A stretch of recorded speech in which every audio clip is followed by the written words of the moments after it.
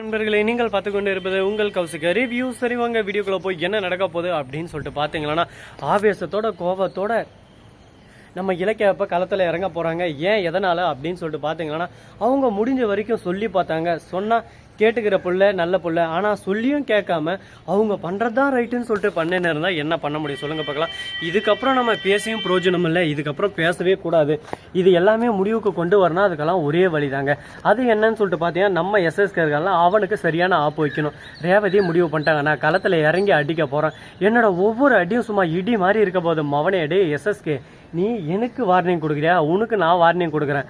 இப்போவே நீ ஓடி போயிட்டு குட்டுன்னு ஐயோ நான் பண்ணதெல்லாம் தப்பு தான், என்னை மன்னிச்சிருங்கன்னு சொல்லிட்டு நீ கதறி கதறி அழணும். அப்படி நீ அழலை, நான் மன்னிப்பு கேட்க மாட்டேன் அப்படின்னு சொல்லிட்டு சொன்னேன்னா, அடுத்த செகண்ட் உன் மனைவி ரேவதி, அதாவது நான் தான் அப்படின்ற விஷயத்த அப்படியே அழையக்க தாட்சாயனிக்கிட்ட சொல்லி விட்டுருவேன். தாட்சாயனிக்கு மட்டும் இந்த விஷயம் தெரிஞ்சு, மவனை உன்னோட நிலைமை என்ன ஆகும்னு சொல்லிட்டு நினச்சேன், அப்படியே சும்மா தோலை உரிச்சு உப்பு கண்டம் போட்டுருவா.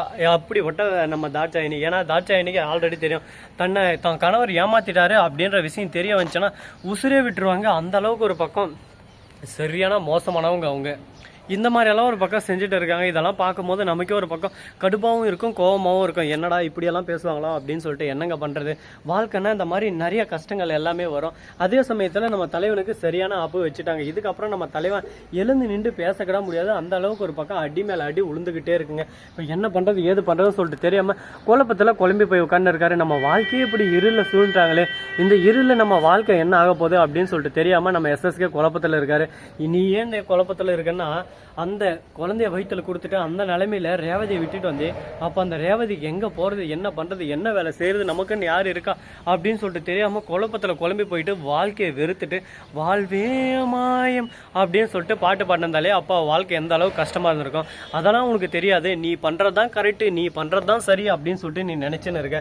நீ நினைக்கிற ஒவ்வொரு விஷயமும் தப்பு, நீ பண்ணுறது எல்லாமே தப்பு அப்படின்னு சொல்லிட்டு உனக்கு ஒருத்தர் சுட்டி காட்டினா தான் உனக்கு அதுக்கான புத்தி வரும், அதுக்கான பயம் பதட்டம் எல்லாமே உனக்கு வரும். அதை விட்டுட்டு நான் தான் பண்ணுறது கரெக்டு அப்படின்னு சொல்லிட்டு நினச்சின்னு இருந்தால் வாழ்க்கையில் ஒன்றும் சாதிக்க முடியாதுங்க. அடுத்தடுத்து என்ன பண்ணும் ஏது பண்ணுன்னு சொல்லிட்டு நாம் திங்க் பண்ணி நாம் அடுத்தடுத்து மூவ் பண்ணி போயின்னு இருந்தால் நம்ம வாழ்க்கை ஒரு பக்கம் சந்தோஷமாகவும் அருமையாகவும் போவோம். இல்லை நான் இப்படி தான் செய்வேன், இதுதான் எனக்கு பிடிச்சிருக்கு, இதுதான் என்னோடய வாழ்க்கை அப்படின்னு சொல்லிட்டு அவங்க வாழ்க்கையை அவங்களே முடிவு பண்ணினா ஒன்றும் செய்ய முடியாது. அந்த மாதிரி தான் நம்ம கௌதம் ஒரு பக்கம் முடிவு எடுத்துகிட்டு இருக்காரு. இனிமேல் யாருக்காகவும் எதுக்காகவும் நம்ம இறங்கி போகவும் கூடாது, இறங்கி கொடுக்கவும் கூடாது. நம்ம இறங்கி போய் தான் நம்ம வாழ்க்கை இந்த அளவுக்கு ஒரு பக்கம் கேள்விக்குறியாக இருக்குது.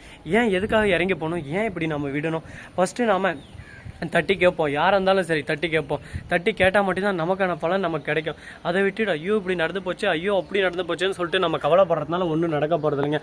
தாட்சாயினி நம்ம தலைவன் எஸ்எஸ்கே வீட்டை விட்டு வெளியவே அனுப்பிச்சிட்டாங்க. இனிமேல் நீ எனக்கு புருஷனும் இல்லை, நான் உனக்கு பொண்டாட்டி இல்லை, போடா வெளியே அப்படின்னு சொல்லிட்டு துரத்தி அனுப்பிச்சிட்டாங்க. எங்கே போகிறது என்ன பண்ணுறதுன்னு சொல்லிட்டு தெரியாமல் ஒரு பக்கம் குழப்பத்தில் குழம்பி போயிட்டு நம்ம வாழ்க்கையில் ஏன்டா நமக்கு மட்டும் இப்படியெல்லாம் ஒரு பக்கம் சோதனை மேலே சோதனை நடக்குது அப்படின்னு சொல்லிட்டு வேதனையில் கூனி குறுகி போய் நின்று இருக்காரு எஸ்எஸ்கே. இதுக்கு தான் சொல்கிறது எஸ்எஸ்கே, நீ ஒருத்தருக்கு என்ன செய்யறியோ அதுதான் உனக்கு பலனாக வரும். அந்த பலன் தான் உன்னை தேடி அமைஞ்சிருக்கு. அந்த எந்த அளவுக்கு ஒரு பக்கம் நீ கஷ்டத்தை கொடுத்துருந்தா எந்த அளவுக்கு உன்னை தேடி அடின்னு அடிச்சிருப்பாங்க. யோசிச்சு போகிற பார்க்கலாம். வாழ்க்கையில் கஷ்டம் கொடுக்கலாம், வாழ்க்கையே கஷ்டமாக நீ கொடுத்துன்னு இருந்திருக்கே, உன்னை மாதிரி ஆளுக்கெல்லாம் இது தேவைதான் அப்படின்னு சொல்லிட்டு சொல்லியிருக்காங்க. இதை கேட்கும் போது நமக்கே ஒரு பக்கம் வா நல்ல விஷயம் தான் அப்படின்னு சொல்லிட்டு தோணும். ஆனால் அதே சமயத்தில் மறுபக்கம் இந்த மாதிரியெல்லாம் பண்ணுவாங்களா, இப்படியெல்லாம் நடக்குமா அப்படின்னு சொல்லிட்டு ஆச்சரியமே ஒரு பக்கம் ஆச்சரியப்படுற அளவுக்கு நிறைய விஷயங்களெல்லாம் நடந்துக்கிட்டு தாங்க இருக்குது. சரி, எந்த அளவுக்கு ஒரு பக்கம் நம்ம துன்பப்பட்டாலும் துன்பத்துக்கு மேலே சந்தோஷமாக வரும்னு சொல்லிட்டு சொல்லுவாங்கள்ல. இப்போ நம்ம எஸ்எஸ்கே பாடுபடுறதை பார்த்து ஒரு பக்கம் சந்தோஷமாகவும் மகிழ்ச்சியாகவும் ஆனந்தமாகவும் இருக்குது. எப்படியோ நம்ம கஷ்டப்படுறோம், அது வரைக்கும் எனக்கு சந்தோஷம்டா. நம்மளுக்கு கிடைக்காத சந்தோஷம் வேறு யாருக்கும் கிடைக்கக்கூடாது. நாம் வாழ்க்கையில் எந்த அளவுக்கு ஒரு பக்கம் அடிபட்டு முன்னேறி வரணும்னு சொல்லிட்டு நினச்சோம்ல, அந்த அளவுக்கு ஒரு பக்கம் இவங்க அடி மேலே அடி வாங்கிட்டே இருக்காங்க. இதை பார்க்கும்போது ரொம்ப சந்தோஷமாக இருக்குது. ஆனந்தம் தான், இதுதான் ஆனந்தம் அப்படின்னு சொல்லிட்டு பேசிகிட்டு இருக்காங்க.